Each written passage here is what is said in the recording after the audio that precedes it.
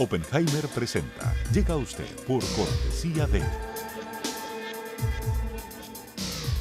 Sodimac Home Center. Sueña, lo hacemos posible.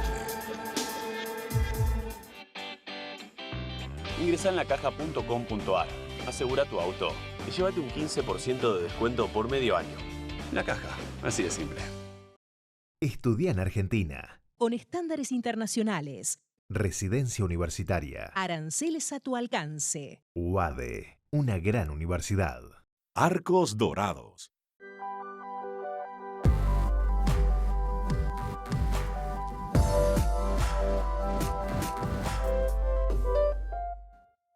¿Sabías que según un estudio de la Universidad de Oxford, casi la mitad de los trabajos actuales podrían dejar de existir en 10 años?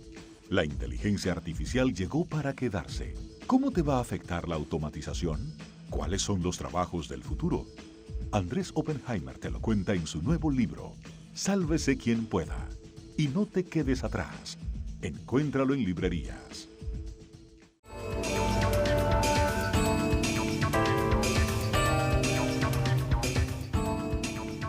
Hola, ¿qué tal? ¿Cómo les va? Soy Andrés Oppenheimer. Gracias por estar con nosotros. Hoy vamos a empezar el programa con la pregunta que se está haciendo todo el mundo. ¿Estamos yendo en camino a una nueva guerra comercial mundial?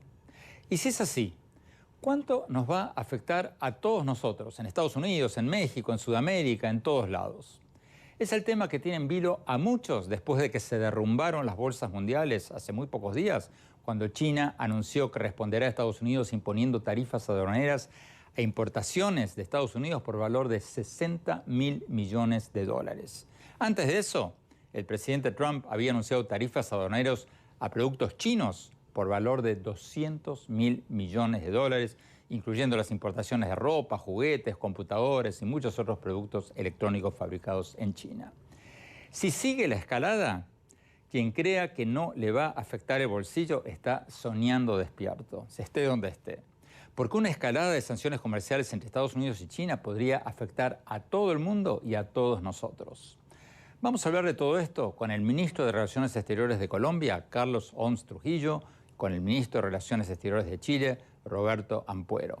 Y después vamos a comentarlo con Joydeep Mukherjee, el director para América Latina de la calificadora de riesgo Standard & Poor's de Nueva York, y con el economista Alberto Bernal, director de estrategia global de la firma XP Securities, para que nos den una visión un poco más microscópica sobre cómo esto va a afectar, cómo esta guerra comercial va a afectar a cada uno de los países latinoamericanos. Y más tarde en el programa vamos a hablar de otra escalada de tensiones, pero de otro tipo, de tipo militar, la que está ocurriendo entre Colombia y Venezuela, tras la denuncia de Colombia de que más del 45% de los guerrilleros del ELN, el Ejército de Liberación Nacional de Colombia, estarían en Venezuela y supuestamente recibiendo la protección del gobierno de Nicolás Maduro. Le vamos a preguntar al ministro de Relaciones Exteriores de Colombia si esto representa una amenaza a la seguridad nacional de Colombia, y si es así, ¿cómo van a responder? Y después vamos a hablar de Venezuela. Vamos a analizar en qué están los esfuerzos del Grupo de Lima. El grupo de países constituido, entre otros, por Brasil, Colombia, Argentina, Perú, Chile, para restablecer la democracia en Venezuela. Lo vamos a hablar con el ministro de Relaciones Exteriores de Chile. Bueno, empecemos con la escalada de tensiones comerciales entre Estados Unidos y China. Veamos lo que nos dijo el canciller chileno, Roberto Ampuero. Veamos.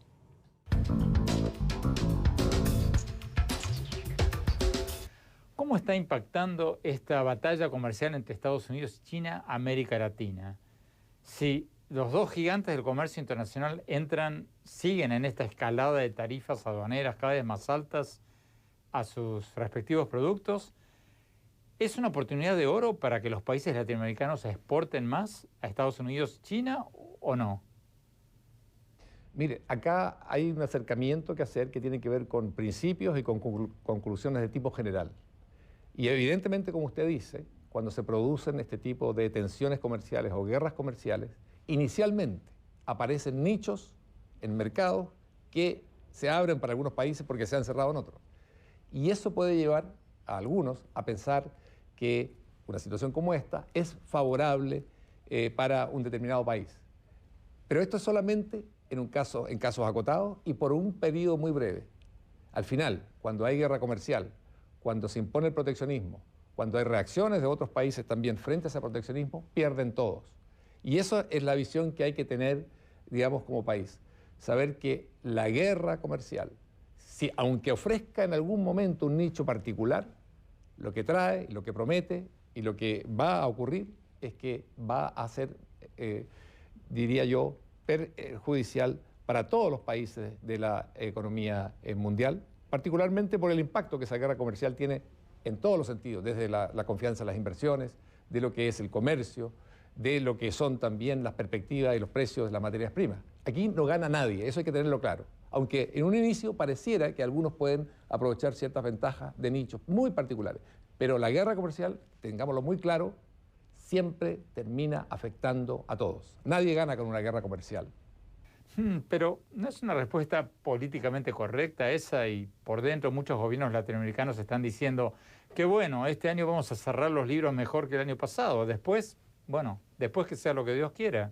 Pero depende, porque si uno empieza a mirar todos los libros, como dice usted, se va a tener que dar cuenta que algunos de sus productos de exportación, sobre todo en materias primas, están decayendo. Percibirán también que la inversión extranjera en el país titubea, le cuesta más tomar decisiones para invertir en su país, y al mismo tiempo que otros mercados, ante una disminución de lo que es el crecimiento mundial, también muestran menos capacidad de demanda, menos capacidad y poder adquisitivo. Entonces, a sacar cuentas alegres a partir solamente de un dato, de un panorama que es mucho más complejo y amplio, no constituye, digamos, una buena alternativa para un país, ni tampoco en el sentido de algo que es urgente y que es perentorio. Pensar en el sentido amplio y a mediano y largo plazo también. Veamos lo que nos dijo el canciller de Colombia, Carlos Homs Trujillo. Veamos. Canciller, ¿cómo afecta esta escalada, esta guerra comercial entre Estados Unidos y China a América Latina? Porque hay quienes dicen que por lo menos a corto plazo puede ser una oportunidad para muchos países, porque si Estados Unidos le pone tarifas aduaneras más altas a los productos chinos, bueno, eso crearía una oportunidad para que países de América Latina exporten esos productos a Estados Unidos. ¿Cierto o falso? No hay duda de que puede haber beneficios coyunturales, pero lo importante en materia de relaciones comerciales es establecer flujos que permitan el beneficio general y el mejor desarrollo del comercio internacional. Al fin de cuentas, estamos en un mundo globalizado, eso es inevitable, y el hecho de que esa sea la característica de los flujos comerciales, hoy aconsejan que se construyan canales que lo hagan lo más fluido posible. Entonces, ¿no sería bueno para América Latina? Lo mejor no sería eso. Naturalmente, si las circunstancias se presentan, pues hay que enfrentarlo. Tocará aprovechar las ventajas los países que en efecto las reciban y naturalmente otros países tendrán que enfrentar los perjuicios. Pero pensado en función de lo que debe ser el flujo normal del comercio, por supuesto que lo mejor es evitar ese tipo de tensiones, sin desconocer naturalmente que cada vez que se presentan, siempre en esas coyunturas hay ganadores y perdedores. Alberto Bernal, ¿les crees tú a los cancilleres cuando dicen que esto va a ser malo para todos o están siendo políticamente correctos? ¿Esto para ti es una crisis o una oportunidad para América Latina? No, Andrés, para mí cualquier guerra comercial, sea de donde sea Europa, Estados Unidos, Europa, China, China, Estados Unidos, cualquier guerra comercial es una mala noticia para la economía mundial. Eso hay que decirlo así de sencillo. Aquí no hay puntos medios. Si hay guerra comercial, eso es como una inundación. Todos nos vamos a inundar, unos se inundarán más que otros, pero todos vamos a sufrir las consecuencias. Bueno, pero ¿qué dices tú como economista de lo que yo le preguntaba a los cancilleres recién?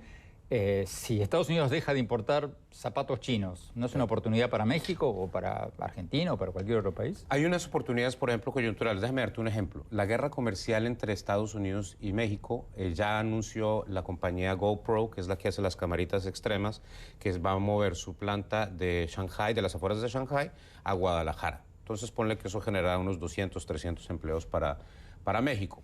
El problema, Andrés, es que una guerra comercial entre Estados Unidos y China va a disminuir el ingreso disponible de los norteamericanos, entonces el consumo en Estados Unidos crece menos. Entonces Estados Unidos va a comprar menos aguacates de México, por ejemplo. Entonces, en el agregado de la economía, una guerra comercial siempre es mala para... Eso es lo que hemos aprendido los economistas. Las tarifas son impuestos adicionales a la población. Ahora, Alberto, si esto es así, si el canciller de Chile tiene razón, si el canciller de Colombia tiene razón, si tú tienes razón, o sea, todos están diciendo lo mismo, ¿por qué lo hace Trump? Si esto va a perjudicar la economía de Estados Unidos también, ¿por qué lo haría Trump? Él debe saber esto y tiene una elección en puertas el año que viene. ¿Qué lo lleva a hacer todo esto? Porque yo creo que es popularmente muy aceptado en Estados Unidos. Lo muestra como macho. Lo muestra como macho. Y además tú miras, por ejemplo, tú vas al centro de Estados Unidos, a Flint, Michigan, por darte un ejemplo, y tú hablas sobre el comercio internacional y sobre la interacción de China con Estados Unidos. El 99% de las personas te van a decir que China ha sido mala para Estados Unidos. Porque hay sectores de la economía que se han afectado mucho, manufactura, por ejemplo. Ahora, lo que pierde Estados Unidos en manufactura lo gana en digamos, más tecnología. Tenemos que ir a un corte. Cuando volvamos, vamos a seguir con Alberto Bernal y vamos a preguntarle al director para América Latina de la calificadora Standard & Poor's, Joydeep Mukherjee, ¿cuáles son los países latinoamericanos que más podrían beneficiarse y cuáles los que más podrían perjudicarse con esta guerra comercial entre Estados Unidos y China? No se vayan, ya volvemos.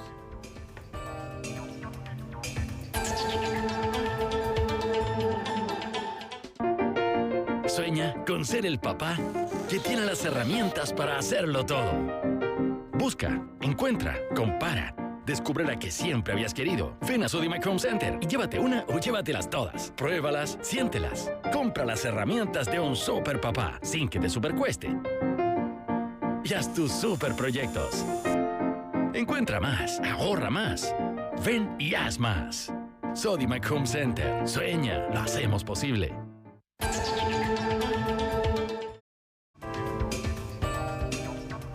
Gracias por seguir con nosotros. Estamos hablando sobre el peligro de una guerra comercial mundial tras la escalada de tarifas comerciales que se han impuesto mutuamente China y Estados Unidos. Tenemos con nosotros desde Nueva York al director para América Latina de la calificadora de riesgo Standard & Poor's, el economista Joydeep Mukherjee. Joydeep, muchas gracias por estar con nosotros.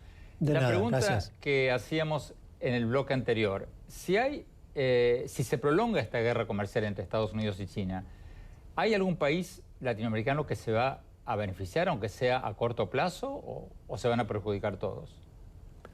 Bueno, en términos generales estoy de acuerdo con Alberto y los ministros también de que no hay ganadores en una guerra comercial, pero tal vez transitoriamente en unos lugares hay nichos donde unos países pueden beneficiar de la guerra.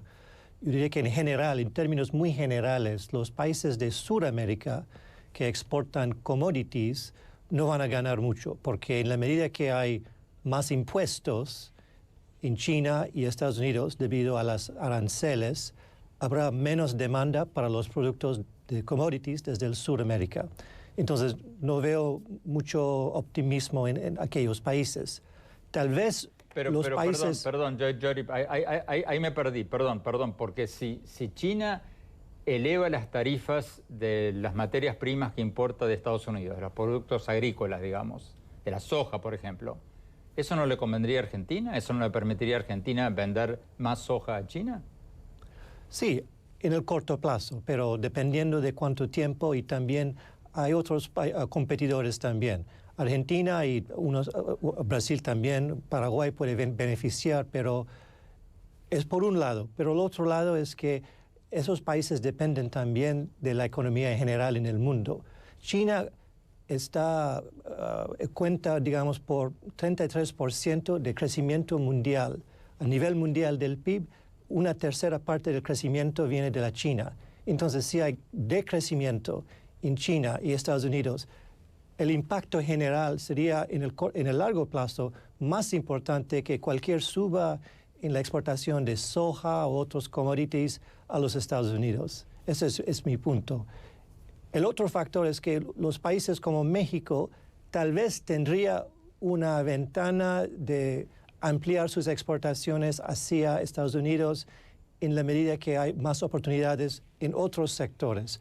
Pero obviamente esos países como México tienen otros problemas domésticos que son tal vez más importantes que cualquier falta de oportunidad en el mercado de los Estados Unidos. Entonces, en general, soy pesimista en cuanto a tu pregunta. Alberto Bernal, ¿cuánto podría impactar esto el crecimiento económico de México, de Argentina, de Colombia? Pues mira, asumamos que llega Osaka y ya todo tenemos Osaka, la reunión donde se van a reunir Trump y Xi Jinping. Xi Jinping y hay humo blanco, aquí no pasó nada. O sea, no se afectó mucho porque ni siquiera tuvieron mucho tiempo para entrar las tarifas y los precios no subieron, la inflación no subió. Pongamos el peor escenario. El peor escenario es que no hay arreglo, no hay conversación, se rompen completamente los canales de conversación y en ese momento Xi Jinping toma la decisión de utilizar la bomba nuclear. ¿Cuál es la bomba nuclear? La bomba nuclear, en mi opinión... Comercial, por supuesto. Comercial, obviamente. Sí. Es prohibir la venta de iPhones en mainland China, en Greater China. En China territorial. Exactamente. Entonces, él lo puede hacer así, inmediatamente. Va a perder 1 millón de empleos porque los iPhones se ensamblan en China, pero la economía china, a través de estímulos fiscales, monetarios, puede manejar esa situación. ¿Qué pasa?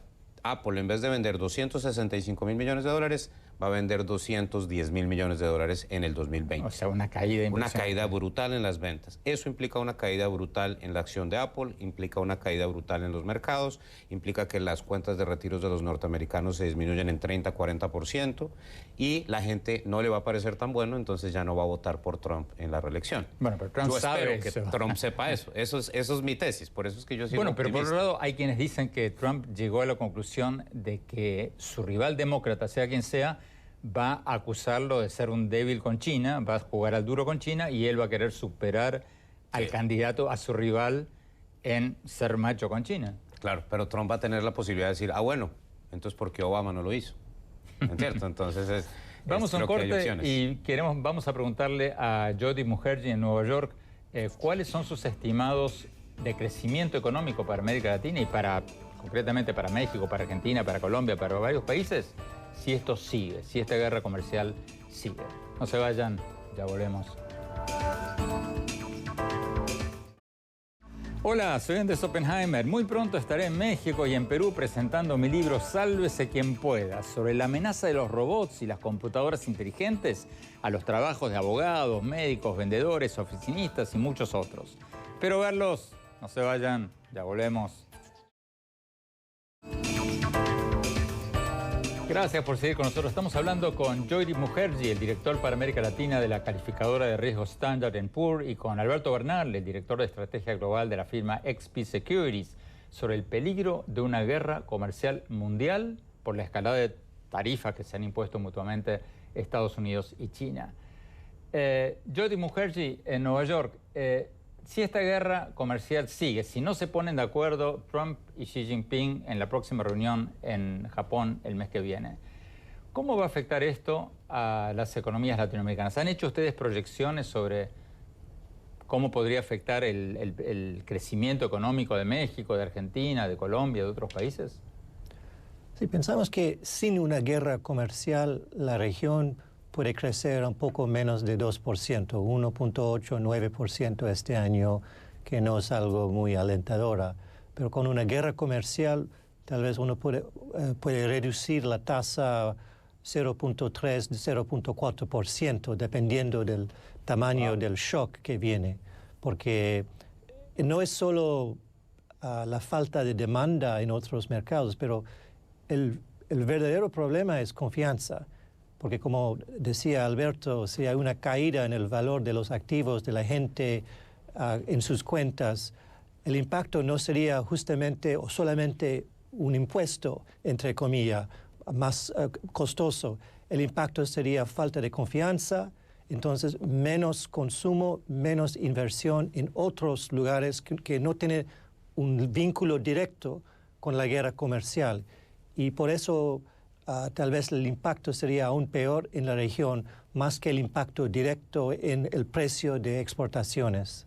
¿Cuánto calculan ustedes, Jody Mukherjee, el crecimiento económico de México con y sin guerra comercial, el de Argentina, el de Colombia? Tal vez Alberto sabe mejor que yo a Colombia. México sin guerra comercial 1.56 puede ser, que es adentro del consenso este año. Si hay un problema de confianza en Estados Unidos, como le decía, tal vez 1.23, pero no tengo un cálculo muy exacto porque estamos cambiando los parámetros cada día. Argentina, como ustedes saben mejor que yo, el problema es más doméstico y la pregunta es ¿cuándo va a tocar al fondo la economía este año a pesar de la recuperación en la soja y exportaciones?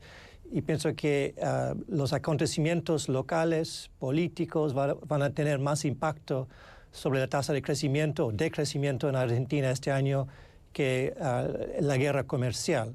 Pero en el largo plazo, sí, Argentina también puede sufrir si no hay un ambiente más alentador, porque el país va a depender mucho de exportaciones si quiere recuperar la economía en los años que vienen. Alberto Bernal, la misma pregunta, ¿cuánto calculas México, Argentina, Colombia con y sin guerra comercial mundial? Pues mira, yo creo que lo importante es que si hay guerra comercial, yo creo que el efecto sostenido sería más 2020. Entonces yo tengo crecimiento para 2020 en Estados Unidos 1.6% año a año, sin guerra comercial.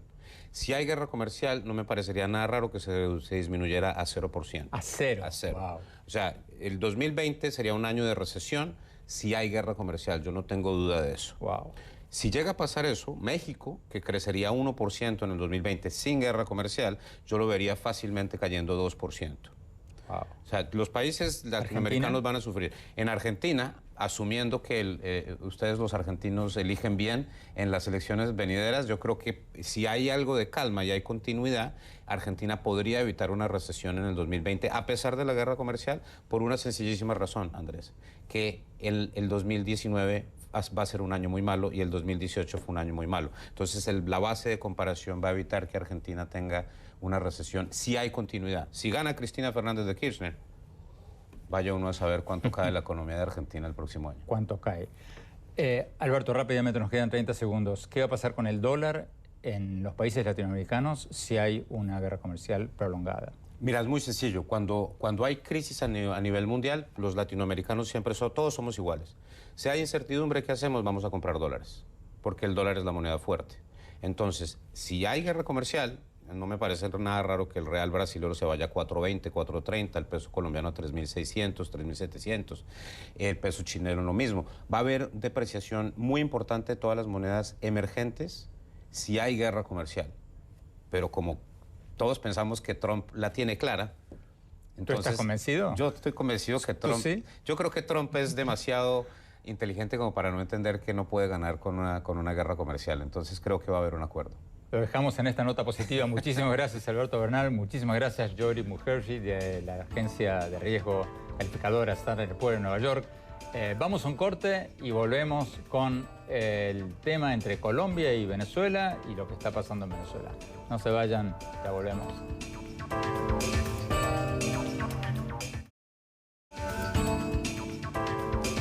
Gracias por seguir con nosotros. El comandante de las Fuerzas Militares de Colombia, Luis Fernando Navarro, dijo hace pocos días que más de un 45%, casi la mitad de los guerrilleros del ELN, el Ejército de Liberación Nacional de Colombia, están en Venezuela.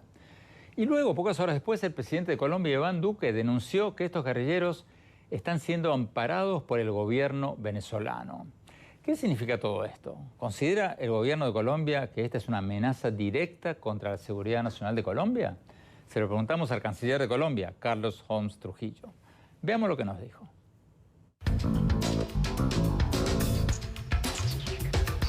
Canciller Holmes, hablemos de las crecientes tensiones entre Colombia y Venezuela. El comandante de las Fuerzas Militares de Colombia, el general Luis Fernando Navarro, dijo el 8 de mayo que calcula que más del 45% de los guerrilleros del ELN, del Ejército de Liberación Nacional de Colombia, están en Venezuela y activos. Y poco después, el 10 de mayo, el presidente de Colombia, Iván Duque, dijo que lo grave de todo esto, lo estoy citando, es que Maduro está en connivencia con el ELN, cierro comillas. Acaba la pregunta. ¿Cuántos guerrilleros del ELN hay en Venezuela y qué están haciendo ahí? Yo no conozco exactamente el número, pero en efecto hay terroristas del ELN en Venezuela, terroristas que tienen el amparo del régimen dictatorial de Maduro. Y ese es uno de los elementos que más perturban, que más han perturbado, que más lesionan, que más le hacen daño a la relación bilateral, porque Venezuela, bajo el régimen de Maduro, se ha convertido en un territorio desde el cual se delinque contra intereses colombianos. De ahí que nosotros estemos dedicados a contribuir a crear condiciones políticas y diplomáticas que permitan finalmente el cambio en Venezuela, que permitan el fin de la dictadura, que permitan el fin de esa tiranía y que le abran un nuevo espacio a la democracia y la libertad en ese hermano país. Antes de preguntarle cómo se va a lograr eso, ministro, ¿están los cabecillas del ELN en Venezuela? Hay dirigentes y cabecillas del ELN en Venezuela.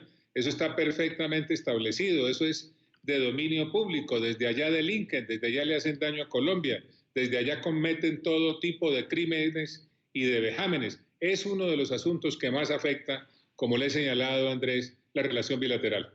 Pero, canciller, ayúdenos a entender un poco cuán seriamente toman ustedes todo esto. Los guerrilleros del ELN, del Ejército de Liberación Nacional de Colombia, que están en Venezuela, son, ¿cómo los describen ustedes? ¿Como una molestia, como una amenaza o como una amenaza a la seguridad nacional de Colombia? Son una organización terrorista que le ha hecho daño a Colombia desde hace mucho tiempo y que en este momento encuentran cobijo bajo la dictadura de Maduro. El terrorismo le hace daño no solamente al país en el cual tiene asiento, sino que le hace un tremendo daño a los países vecinos, pero además tiene tentáculos que puede dar lugar a que le haga daño a otras sociedades. El hecho de que el régimen de Maduro actúa como actúa frente al terrorismo del ELN es una de las causas de mayor preocupación y mayor daño para Colombia. Eso explica, entre otras cosas, además de muchas razones, la actuación de Colombia para efecto de contribuir con otras naciones democráticas a crear condiciones que hagan posible que la democracia y la libertad regresen al hermano pueblo de Venezuela. El secretario de Estado de Estados Unidos, Mike Pompeo, ha dicho que una intervención militar de Estados Unidos en Venezuela es, abro comillas, posible, cierro comillas. Usted ha dicho repetidamente, lo dijo en este programa, que no quiere una intervención extranjera en Venezuela, que Colombia no va a apoyar eso. Pero acaba la pregunta. ¿Usted ve eso como una posibilidad, aunque no la quiera, como lo dice el secretario de Estados Unidos? Colombia cree en la acción política y diplomática. Colombia está comprometida con la acción política y diplomática. Colombia está comprometida con las acciones que conjuntamente acuerden los países miembros del Grupo de Lima. Colombia ve que los pasos que se vienen dando son muy positivos, toda vez que dichas acciones políticas y diplomáticas han representado avances muy significativos, que son hoy evidentes para la comunidad internacional y que aconsejan el incremento de esas acciones políticas y diplomáticas para que finalmente vuelva a brillar la libertad y la democracia en Venezuela.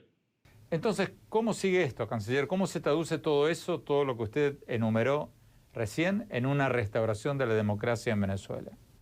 Esos son pasos graduales como siempre sucede, cuando finalmente llegan a su punto terminal las dictaduras. Jamás una dictadura se cae de un día para otro. Por el contrario, eso sucede como consecuencia de un proceso que implica la creación de condiciones que al final generan el desenlace final. Eso es lo que está pasando en Venezuela. Se está viviendo ese proceso. El apoyo a Juan Guaidó crece. El apoyo a Maduro, al dictador Maduro, se debilita. Cada vez está más solo, cada vez está más fracturado. Y lo que viene hacia adelante es el brillo de la democracia y la libertad nuevamente en Venezuela. Esa es la realidad histórica. Ministro, ¿qué pasa si arrestan a Guaidó? Porque ya han arrestado sus principales colaboradores o han dictado órdenes de aprehensión contra muchos otros. ¿Qué pasa si arrestan al hombre que ustedes en el Grupo de Lima, casi 50 países, además del Grupo de Lima, reconocen como el presidente encargado de Venezuela. ¿Qué pasa? La comunidad internacional, Andrés, tiene que estar muy atenta a lo que está sucediendo en Venezuela. Tenemos que estar vigilantes a lo que está pasando. El apoyo a Guaidó tiene que crecer, tiene que crecer, tiene que ser todos los días mayor. Y la tiranía de Maduro tiene que tener perfectamente claro que cualquier acción que implique el daño personal y la pérdida de libertad de Juan Guaidó generará reacciones políticas y diplomáticas adicionales. Esto no es un juego de niños. Aquí lo que está en juego es el regreso de la libertad y la democracia a Venezuela, y hay ya cerca de 60 países que han manifestado su voluntad y su decisión institucional de contribuir a que dicha democracia y libertad vuelvan a reinar en Venezuela. Pero ¿qué reacciones políticas y democráticas puede haber? ¿Qué más pueden hacer ustedes que no hayan hecho, salvo una acción militar? Mucho más, Andrés, mucho más. Hay mucho campo para la acción política, mucho campo para la acción diplomática. Hay mucho más reconocimientos que pueden conseguirse y se está trabajando en eso. Hay muchos más escenarios multilaterales en los cuales la representación de Venezuela puede tenerla la persona designada por Juan Guaidó. El escenario está abierto. Lo que hay que hacer es continuar trabajando con la misma intensidad y con la misma decisión que vienen haciéndolo tantas democracias en la región para que Venezuela pueda volver a ser el país libre y democrático que todos queremos. Señalemos que el régimen de Venezuela asegura que no hay tal protección venezolana a los guerrilleros del ELN. El canciller venezolano Jorge Arreaza ha dicho que el gobierno de Colombia, abro comillas, miente de manera escandalosamente compulsiva para evadir sus responsabilidades y distraer a la opinión pública. Cierro comillas. Hemos invitado varias veces al presidente Nicolás Maduro y al canciller de Venezuela a este programa, pero bueno, hasta ahora no nos han respondido. Señor Maduro, señor Arreaza, están invitados cuando quieran a venir a este programa. Tenemos que ir a un corte. Cuando volvamos, seguimos hablando sobre Venezuela. ¿Qué va a pasar ahí ahora? No se vayan, ya volvemos.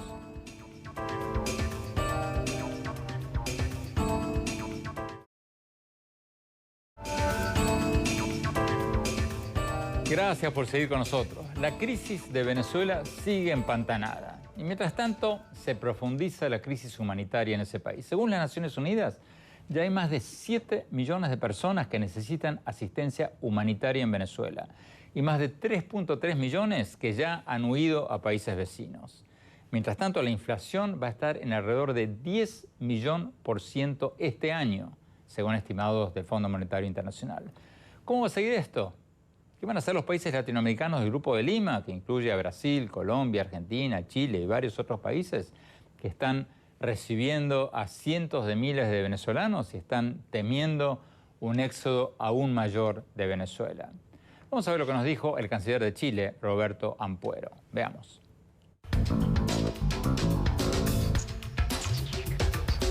Canciller Roberto Ampuero, ¿cómo ven ustedes los últimos acontecimientos en Venezuela? El régimen de Maduro ha apresado a los principales colaboradores de Juan Guaidó, del presidente de la Asamblea Nacional, reconocido por ustedes como presidente encargado de Venezuela. Muchos sospechan que el próximo podría ser el propio Guaidó.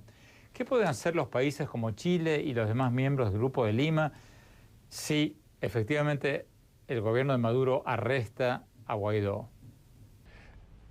Nosotros como Grupo de Lima, lo que estamos haciendo y lo que tenemos como estrategia es, desde luego, actuar dentro de los marcos que ofrece la política internacional, la diplomacia. Y en ese sentido es que trabajamos. Y en la actualidad, ante el fortalecimiento de la represión en Venezuela por parte del régimen ilegítimo de Nicolás Maduro, nosotros lo que estamos haciendo como Grupo de Lima es intensificar las relaciones y el diálogo y la articulación de esfuerzos con otros actores internacionales. Usted recordará que Chile ha propuesto lo que denominamos la exploración de espacios de convergencia con otros actores internacionales, el caso muy preciso con el Grupo Internacional de Contacto, y en las próximas semanas tendremos una reunión con el Grupo Internacional de Contacto para articular de mejor forma nuestros esfuerzos y también nuestras exigencias al régimen ilegítimo de Nicolás Maduro. Esto es uno de los elementos con los cuales estamos trabajando. Perseguimos que haya una mayor articulación entre los distintos actores para orientar mejor las exigencias, las expectativas y también para que Maduro note que la comunidad internacional tiende a unirse en exigencias para que, en el sentido de que Venezuela tenga democracia y los venezolanos puedan ver respetados también sus derechos humanos y puedan escoger en elecciones libres y garantizadas como tales el nuevo gobierno que deseen tener. ¿No implica eso un paso atrás de parte de ustedes, el Grupo de Lima? Porque ustedes antes apoyaban a rajatablas la postura de Guaidó de que no puede haber negociaciones con Maduro porque Maduro ya se ha aprovechado de muchas negociaciones para ganar tiempo y luego aplastar, darle un palo por la cabeza a la oposición. Pero ahora, al decir usted que quieren entablar acciones conjuntas con los europeos, con el grupo de contacto, ¿acaso no tiraron ustedes la toalla y básicamente ahora están diciendo que no queda otra hora que ir con los europeos y negociar con Maduro? Mire, lo que ocurre es que en Venezuela tenemos un escenario que se está modificando, está cambiando en forma permanente. Y pese a que Nicolás Maduro sigue estando en lo que es el poder en ese hermano país, desde luego sus posibilidades de actuar se han ido estrechando. Ahora, dicho esto, quiero decir también lo siguiente. Lo normal o lo evidente es que entre el grupo de contacto internacional y el Grupo de Lima existen muchas coincidencias, existen muchas convergencias y posibilidades de ampliar ese grado de convergencia con respecto a Venezuela. Aquí lo central es lo siguiente. Esto es un conflicto, esto es una situación, una tragedia, una situación extrema que ocurre en nuestra región y donde los primeros afectados por ella son los venezolanos. Y nosotros como Grupo de Lima pensamos que son los venezolanos quienes tienen que definir cuáles son los pasos a dar. Y nosotros, en este caso como Grupo de Lima, y el caso particular como Chile también, desde luego, lo que hacemos es poner a disposición nuestra solidaridad, nuestros esfuerzos políticos y diplomáticos para que sean ellos, los venezolanos, quienes nos digan en qué medida podemos ayudar. Eso me suena como que ustedes le van a decir privadamente a Guaidó que no queda otra que negociar con Maduro, ¿o me equivoco? Son los venezolanos, y es una convicción profunda de Chile, quienes deben decir por dónde debe ir el camino. Son ellos. Lo que nosotros como Grupo de Lima, o nosotros como país, en forma individual podemos hacer, es ponernos a disposición de ellos y ponerle a disposición también los contactos internacionales que nosotros tenemos. El Grupo de Lima, al que pertenecen ustedes, al que pertenece Chile, Argentina, Perú, Brasil, hace poco sacaron una declaración diciendo que van a hacer las gestiones necesarias para que Cuba participe en la búsqueda de una solución a la crisis de Venezuela. ¿Cómo es eso? ¿Cómo ve esa gestión con Cuba? Primero yo diría que el Grupo de Lima lo que hace es una invitación a Cuba, y sabiendo los roles que ha jugado Cuba, bueno, en distintos procesos políticos y también guerrilleros en América Latina, consciente de esa historia, lo que hace el Grupo de Lima es invitar a Cuba a ser parte de la solución, no a ser parte del problema. Esa es una invitación que se hace, es una invitación que no es abierta a la eternidad, ¿verdad? Es una invitación que tiene su plazo, es un window que se abre y estará, ¿verdad?, en las manos de la dirigencia cubana tomar la decisión. Si quiere ser parte de la solución, es indudable que Cuba juega un papel importante en Venezuela. Esta gestión con Cuba está en una etapa muy inicial, donde la idea es que acudan un par de representantes del Grupo de Lima a una reunión con las autoridades cubanas. Si se llega a un acuerdo donde se puedan ver efectivamente aspectos que son sustanciales a la crisis venezolana, en ese sentido habrá una buena conversación y habrá, ¿verdad?, este intercambio de experiencias y la posibilidad de que Cuba se sume a ser parte de la solución de la crisis de Venezuela. Pero quiero insistir, esto es una invitación que se hace. Cuando usted hace una invitación, obviamente la otra parte tiene que tener una respuesta. Y mientras eso no se haya dado en forma clara y precisa hacia todo el Grupo de Lima, desde luego que esa invitación no ha tenido lugar. Cuando llegue el momento, nos sentemos a una mesa y se converse, allí tendremos otros resultados. Pero no me gustaría a mí especular sobre algo que todavía no ha tenido lugar y tampoco anunciar temas que uno plantearía en una conversación directa frente a representantes de otro gobierno. Tenemos que ir a un corte. Cuando volvamos, mi reflexión sobre lo que hablamos hoy. No se vayan, ya volvemos.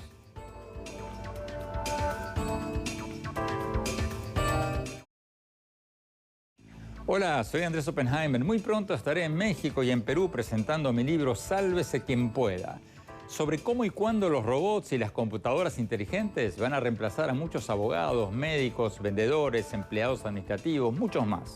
Espero verlos. No se vayan. Ya volvemos con mis conclusiones.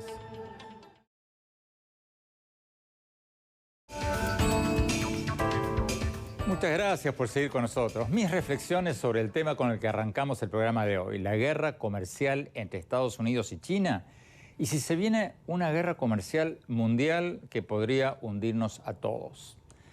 Creo que, como lo dijeron algunos de nuestros invitados de hoy, si hay una guerra comercial prolongada entre Estados Unidos y China, no se salva a nadie.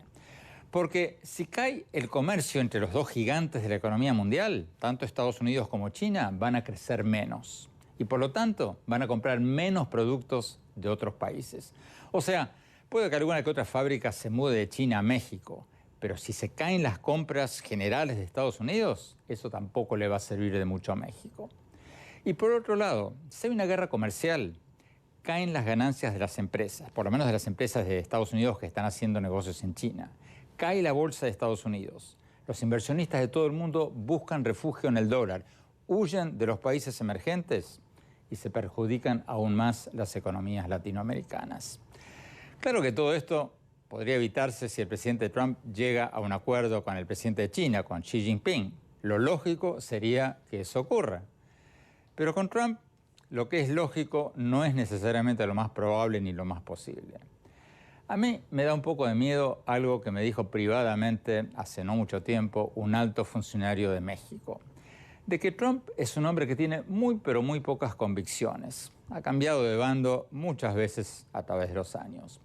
Pero una de sus constantes ha sido su creencia en el proteccionismo comercial o en el nacionalismo económico.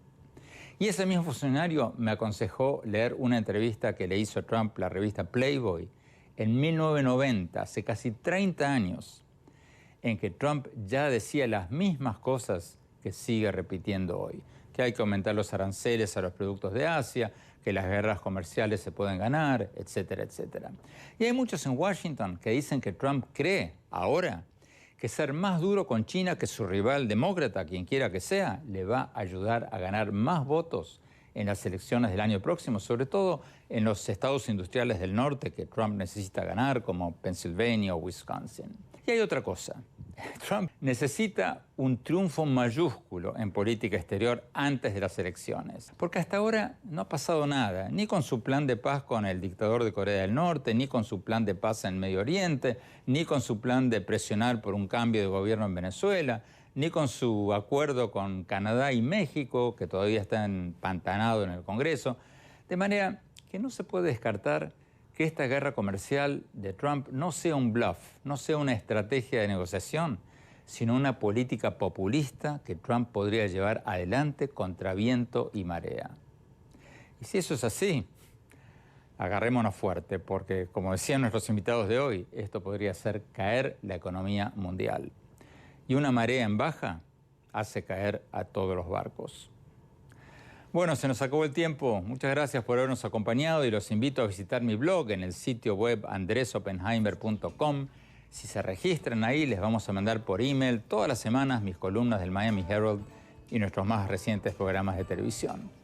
Les recuerdo la dirección es andresoppenheimertodoseguido.com. Y síganme también en mi Twitter, @OppenheimerA, mi apellido y la primera letra de mi nombre, en mi página oficial de Facebook, Andrés Oppenheimer, y ahora también en Instagram, en Andrés Oppenheimer Oficial. Gracias por habernos acompañado. Hasta la semana próxima. Oppenheimer presenta. Llega a usted por cortesía de Sodimac Home Center. Sueña, lo hacemos posible. Ingresa en lacaja.com.ar, asegura tu auto y llévate un 15% de descuento por medio año. La Caja, así de simple. Estudia en Argentina. Con estándares internacionales. Residencia universitaria. Aranceles a tu alcance. UADE, una gran universidad. Arcos Dorados.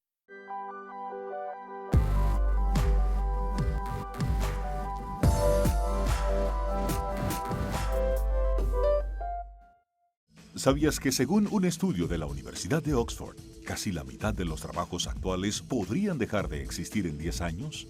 La inteligencia artificial llegó para quedarse. ¿Cómo te va a afectar la automatización?